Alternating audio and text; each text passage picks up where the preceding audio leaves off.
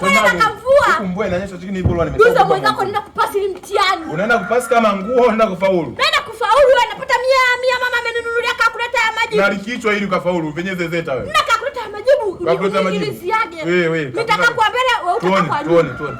Hivi hapa ni kalkuleta. Kweli akili zako hazina akili. Hili ndio kalkuleta.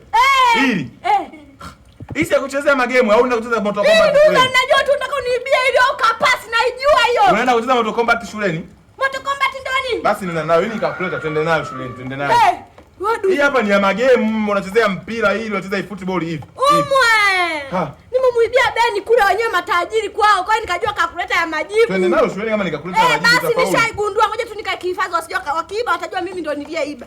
Kweli akili zako hazina akili, ndio utegemea ufaulu hapa. Utafaulu magame tu saizi. Twende unanikuta nje mimi twende.